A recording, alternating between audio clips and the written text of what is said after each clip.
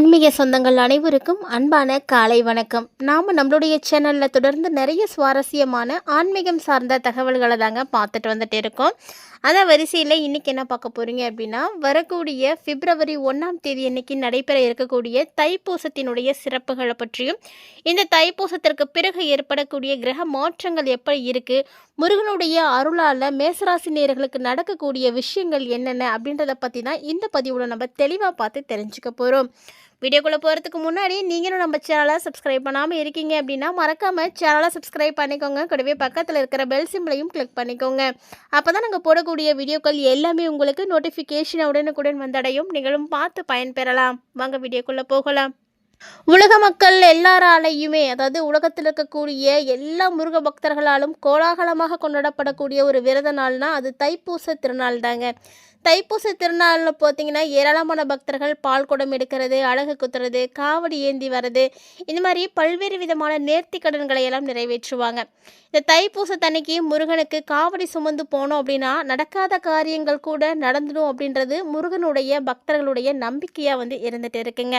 அப்படிப்பட்ட மிகச் சிறப்பு வாய்ந்த தைப்பூச திருநாளை நம்ம நெருங்கிட்டு இருக்கோம் அப்படின்னு தான் சொல்லணும். கலியுகத்தினுடைய கண் கண்ட கடவுளாக பக்தர்களால் போற்றப்படக்கூடியவர் தான் தமிழ் கடவுளான முருகப்பெருமான். இவருக்கு முக்கியமான விரதங்களில் ஒன்று தான் தைப்பூச விரதம். தை மாதத்தில் பௌர்ணமியும் பூச நட்சத்திரமும் இணைந்து வரக்கூடிய நாளை தைப்பூச திருநாள் அப்படின்னு சொல்லுவாங்க. முருகப்பெருமானுக்குரிய முக்கியமான வேண்டுதல்களில் ஒன்று அப்படின்னா அது காவடி எடுக்கிறது தான். இந்த காவடி எடுக்கிற முறை தோன்றிய தலமே பழனிமலை தான் சொல்லுவாங்க. இந்த பழனிமலையில் மிக முக்கிய விழாவாக கொண்டாடப்படக்கூடியதுன்னா தைப்பூசம். தைப்பூசத்திற்கு பழனிமலை தலத்திற்கும் மிகப்பெரிய தொடர்பு இருக்குது. அதாவது சிவபெருமானை போல அம்பிகையும் ஆனந்த தாண்டவம் நிகழ்த்திய நாள் தான் தைப்பூச திருநாள்னு சொல்லுவாங்க. இந்த தைப்பூசம் அப்படின்றதே முருகப்பெருமான் அசுரர்களை வென்றதையும் பழனிமலையில் ஞானப்பழம் கிடைக்காமல் கோபித்து இருப்பதையும் நினைவூட்டுவதாக சொல்லுவாங்க.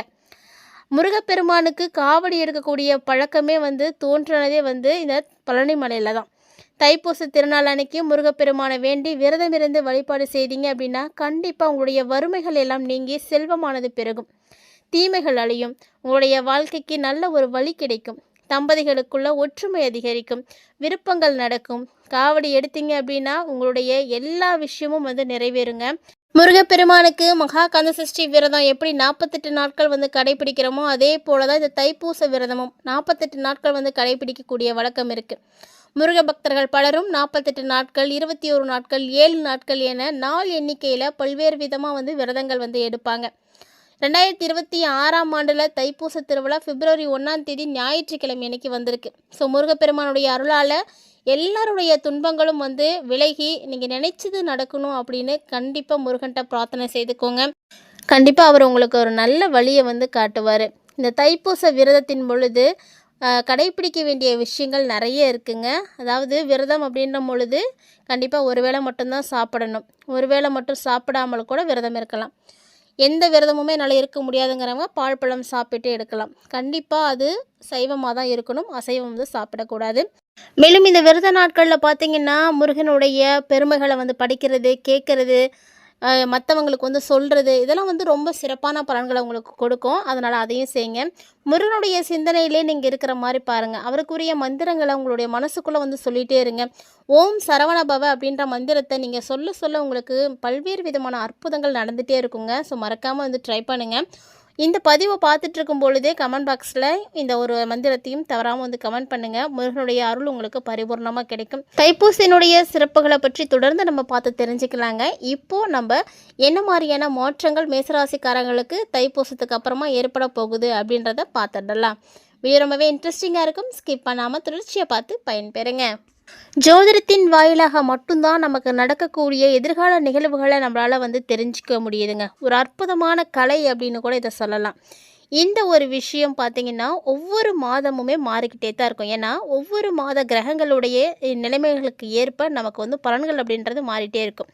இந்த மாற்றம் பார்த்திங்கன்னா 12 ராசிகளுக்குமே இருக்கும், 27 நட்சத்திரங்களுக்குமே இருக்கும். பல்வேறு விதமான தாக்கங்களை கொடுத்துட்டே தான் இருக்கும். ஸோ அந்த வகையில் புது வருடம் பிறந்திருக்கக்கூடிய இந்த நிலையில் 2வது மாதமான பிப்ரவரி மாதம், அதாவது பிப்ரவரி 1ஆம் தேதி அன்னைக்கு தைப்பூசம். ஸோ இந்த தைப்பூசத்துக்கு பிறகு என்னென்ன விஷயங்கள் உங்களுக்கு சிறப்பாக இருக்குது, என்ன விஷயங்கள் எல்லாம் கவனமாக இருக்கணும், உங்களுக்கு நடக்கக்கூடிய பல்வேறு விதமான விஷயங்கள் எப்படி இருக்குது அப்படின்றத பற்றிலாம் தொடர்ந்து பார்த்து பயன்பெறலாம். ராசி மண்டலத்தில் முதலாவதாக இருக்கக்கூடிய மேசராசி நேயர்களுக்கு பிறக்க இருக்கக்கூடிய புதிய ஆங்கில மாதமான பிப்ரவரி பார்த்திங்கன்னா சாதகமாக இருக்குங்க. ஏன்னா இந்த காலகட்டங்கள், அதாவது இந்த மாதம் பிறக்கக்கூடிய தொடக்கத்திலே பார்த்திங்கன்னா நிதியில் வந்து ஒரு சில செலவுகள் அப்படின்றது இருக்கும். ஆனால் வருமானம் அப்படின்றது உங்களுக்கு வந்துகிட்டே தான் இருக்கும். வருமானத்துக்கெலாம் எந்த பிரச்சனையும் இருக்காது. வருமானம் வர்றதும் தெரியாது, உங்களுக்கு செலவு ஆகிறதும் தெரியாது. அந்த மாதிரியான ஒரு சூழ்நிலைகள் தான் இப்போ உருவாகிட்டு இருக்குது. சொல்லப்போனால் பல ஆதாரங்கள் உங்களுக்கு செல்வ செழிப்புகளை வந்து அதிகமாக்கி தான் கொடுக்குமே தவிர கவலைப்படுறதுக்கு ஒன்றுமே கிடையாது. இதே வேலை செய்யக்கூடியவங்களாக இருக்கீங்க அப்படின்னா மேலதிகாரிகள்கிட்ட ஒரு நல்ல உறவை வந்து நீங்கள் ஏற்படுத்திக்கலாம். பொதுவாகவே உங்களுடைய வேலை உங்களுக்கு நல்ல ஒரு நேரத்தில் வந்து கிடைக்கிது அப்படிங்கும் பொழுது அதை நீங்கள் சரியாக பயன்படுத்திக்கோங்க. இந்த டைமில் உங்களுக்கு வந்து ஒரு நல்ல நேரம் அப்படின்னு தான் சொல்லணும். நல்ல நேரம் ஸ்டார்ட் ஆகிருக்கு. ஸோ இது வந்து 7:30 சனியானது ஆரம்பமாகியிருக்கு, நல்ல நேரமும் ஆரம்பமாகியிருக்கு அப்படின்னு சொல்கிறாங்களேன்னு நீங்கள் குழம்பிக்க வேண்டாம். 7:30 சனி அப்படின்றது அது உங்களுக்கு கண்டிப்பாக இருக்கத்தான் போகுது. அதில் வந்து எந்த மாற்றமும் கிடையாது. ஆனால் இதை தாண்டி மாத கிரகங்கள் உங்களுக்கு நிறைய நல்லதை வந்து செய்ய போகுது. இந்த காலகட்டங்களில் நீங்கள் வேலை செய்யக்கூடிய நேரத்தில், வேலை செய்யக்கூடிய இடத்துல நல்ல ஒரு உறவு முறைகளை எல்லாம் வளர்த்துக்கோங்க. நீங்கள் என்ன மாதிரி வளர்றீங்க, எப்படியெல்லாம் வந்து இருக்கணும் அப்படின்னு நினைக்கிறீங்களோ, ஸோ அது நீங்கள் இருக்கக்கூடிய இடத்த பொறுத்து மாற்றிக்கோங்க. உங்களுக்கு ஒரு நல்ல ஒரு டைமிங் தான். குறிப்பாக அதுவும் தொழிலதிபர்களாக இருக்கீங்க அப்படின்னா நிறைய நன்மைகள் வந்து கிடைக்கும். ஒரு சொல்லப்போனால் உங்களுக்கு ஒரு அட்டகாசமான டைமிங் அப்படின்னு தான் சொல்லணும். அதாவது எந்த மேசராசிக்காரங்க இந்த டைமில் கடினமான உழைப்புகளை எல்லாம் கொடுக்குறீங்களோ நீங்கள் வெற்றியை கண்டிப்பாக வந்து அடைவீங்க. ஏன்னா நீங்கள் படக்கூடிய கஷ்டங்கள் எல்லாத்துக்குமே பலன் கிடைக்கக்கூடிய ஒரு நேரம். காதல் விஷயங்கள் மட்டும் கொஞ்சம் அப்பப்போ ஏற்றத்தாழ்வுகளோடு தான் இருக்கும். ஆனாலுமே கொஞ்சம் கவனமாக இருந்துக்கோங்க. ஏன்னா தவறான புரிதல்கள், பதட்டங்கள் இதெல்லாம் வந்து உங்களுடைய உறவு நிலைகளை வந்து பிரித்து விட்டுடும். ஸோ காதல் அப்படின்னா நம்பிக்கை இருக்கணும், அதாவது புரிதல் இருக்கணும். இதை நீங்கள் அதிகமாக வளர்த்துக்கிட்டீங்க அப்படின்னா எவ்வளோ பெரிய பிரச்சனை வந்தாலும் உங்களை ஒன்றுமே பண்ண முடியாது. ஸோ இந்த காலகட்டங்களில் நீங்கள் அந்த புரிதலையும் பதட்டங்களையும் அதிகமாக்கிட்டீங்க அப்படின்னா அது வந்து உங்களுக்கு திருமண உறவுகளை வந்து பாதிப்படைய வச்சிடும். ஸோ திருமண வாழ்க்கை நல்லா இருக்கணும், காதலும் நல்லா வளரணும் அப்படின்னா ஒரு சில பிரச்சனைகள் வரதான் செய்யும். இருந்தாலும் அதெல்லாம் ஒரு புறம் ஒதுக்கி வச்சுட்டு உங்களுடைய உறவு முறைகளை வந்து வலுப்படுத்திக்கிறதுக்கு என்னென்ன விஷயங்களை செய்யணும் அப்படின்றதெல்லாம் யோசித்து நீங்கள் செயல்படுங்க. கண்டிப்பாக ஒவ்வொருத்தருக்குமே வந்து புரிதல் அப்படிங்கிறது முக்கியமானதுங்க. இந்த புரிதல் வந்து எந்த அளவுக்கு வளருதோ அந்த அளவுக்கு பிரச்சனைகளானது தீர ஆரம்பிக்கும். ஸோ இதனால் நீங்கள் இந்த விஷயத்தை செய்யுங்க. அது மட்டும் இல்லாமல் கல்வி பயிலக்கூடிய மாணவர்களாக இருக்கீங்க அப்படின்னா இந்த காலகட்டங்கள் கொஞ்சம் உங்களுக்கு சவாலாக தான் இருக்கும். இருந்தாலும் நீங்கள் எதிர்த்து போராடுங்க. போராட்டங்கள் இல்லை அப்படின்னா வெற்றிகளுக்கு வந்து வழியே இல்லாமல் போயிடும். ஸோ கண்டிப்பாக வந்து போராடுங்க. ஒரு போட்டி தேர்வுக்கு தயாராகிட்டு இருக்கீங்க அப்படின்னா உங்களுக்கு கடினமான உழைப்பு தேவை. ஸோ கடின உழைப்பு மட்டும்தான் உங்களுக்கு வெற்றியை கொடுக்கும் அப்படின்றத மறந்துடாதீங்க. நீங்கள் எந்த அளவுக்கு உழைப்பை போடுறீங்களோ அந்த அளவுக்கு வெற்றிகள் இப்போ வந்து கிடைக்கும். அதே மாதிரி ஆரோக்கியமும் அப்படி தாங்க. ஒரு சில நேரங்களில் வெற்றிகள் அப்படின்றது நீங்கள் எதிர்பார்க்கலை அப்படின்னாலுமே ரொம்ப நாளாக உங்களுக்கு எதுவும் பிரச்சனைகள் இருக்குது அப்படின்னா அந்த விஷயத்தில் நீங்கள் கொஞ்சம் கவனமாக இருக்கணும். ரொம்ப நாளாக இருந்த விஷயந்தான் இப்போ வந்து உங்களுக்கு கொஞ்சம் வந்து வேலை காட்ட ஆரம்பிக்கும். பார்த்து கவனமாக இருங்க. ஒரு சிலருக்கு வந்து மோசமடைகிறதுக்கான வாய்ப்புகள்லாம் கூட இருக்குது. வெளிநாட்டு பயணங்கள் கிடைக்கும். ஸோ மேசராசிக்காரங்க இதுக்கு வலுவான சான்ஸ் இருக்குது. கண்டிப்பாக உங்களுக்கு வாய்ப்பு கிடைக்கும்னு வச்சுக்கோங்களேன். சமூக வட்டம் பார்த்திங்கன்னா விரிவடைய ஆரம்பிக்கும். சமுதாயத்தில் உங்களுக்கு 4 பேருடைய பழக்க வழக்கங்கள் அதிகரிக்கும், பெருமை கிடைக்கும். 4 பேர் நீங்கள் சொன்னால் கேட்பாங்க. உங்களுக்கு என்ன விஷயம் நடக்கணும் இருக்கோ அதெல்லாம் வந்து நடக்கும். அதாவது இந்த டைமில் உங்கள் மீதான அன்பு பார்த்திங்கன்னா அதிகரிக்க ஆரம்பிக்கும். மற்றவங்க உங்கள் மேலே பாசம் அதிகமாக வைப்பாங்க.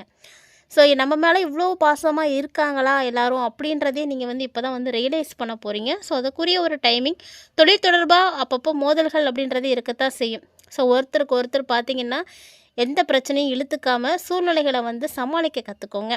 ஆனால் ஒரு சில நேரங்களில் உங்களுடைய நல்ல பெயருக்காகவே நீங்கள் போராட வேண்டி இருக்கும். ஏன்னா நல்ல பேர் எடுக்கணும் அப்படின்னா போட்டி போட்டு தான் ஆகணும், போராடி தான் ஆகணும். அப்போ தான் வந்து உங்களை நீங்கள் உயர்ந்தவங்க அப்படின்னு நிரூபிக்க முடியும். ஒரு சிலர்கிட்ட நம்ம நிரூபிக்கணும் அப்படின்னா அதற்கான போராட்டங்களை எடுத்து தானே ஆகணும். ஸோ இந்த காலகட்டங்களில் 3வது வீட்டில் குரு பகவான் பின்தங்கி இருக்கிறாருங்க. ஸோ சகோதரர்களோட உறவு அப்படிங்கிறது உங்களுக்கு ரொம்ப நல்லா இருக்கும். சகோதரிகள்கிட்ட இருந்தும் நீங்கள் அன்பு வந்து பெறுவீங்க. அதே ஆரோக்கியத்தினுடைய கண்ணோட்டத்தையும் பார்த்திங்கன்னா கொஞ்சம் நல்லாவே இருக்குது. 12ஆம் வீட்டில் சனி பகவான் வந்து இருக்கிறாரு. ஸோ சனியினுடைய தாக்கம் உங்களுக்கு எப்படி இருக்கும்னா, கண்களில் வந்து நீர் வடியறது, காலில் காயம் ஏற்படுறது, சுளுக்கு இந்த மாதிரியான உடல்நல பிரச்சனைகள் அப்பப்போ ஏற்படும். பார்த்து கவனமாக இருக்கணும். ராசியின் அதிபதியான செவ்வாய் பகவான் இந்த மாதத்தினுடைய தொடக்கத்தில் 10வது வீட்டில் உச்சம் பெற்று இருக்கிறாரு. அதுக்கப்புறமா 11வது வீட்டுக்கு வேறு போக போகிறாரு. ஸோ உடல்நல பிரச்சனைகள் அப்படின்றது அப்பப்போ வந்துட்டு போகும். அதெல்லாம் நீங்கள் சமாளித்து தான் ஆகணும். ஒருவேளை ஏற்கனவே வந்து உங்களுக்கு பாதிப்புகள் இருக்குது அப்படின்னா ரொம்ப கவனமாக இருங்க. இந்த டைமில் பார்த்திங்கன்னா ராகு, செவ்வாய், புதன், சுக்கிரன், சூரியன் எல்லாத்துடைய செல்வாக்கால் உங்களுக்கு நிறைய விஷயங்கள் வந்து நடக்கும். கிரகநிலைகள் எல்லாமே உங்களுக்கு நல்லா ஒத்து போகிறாங்க. அதனால் உங்களுக்கு அடுத்தடுத்து நிகழக்கூடிய விஷயங்களும் ரொம்ப சிறப்பாகவே இருக்கும். கவலைப்பட வேண்டாம்.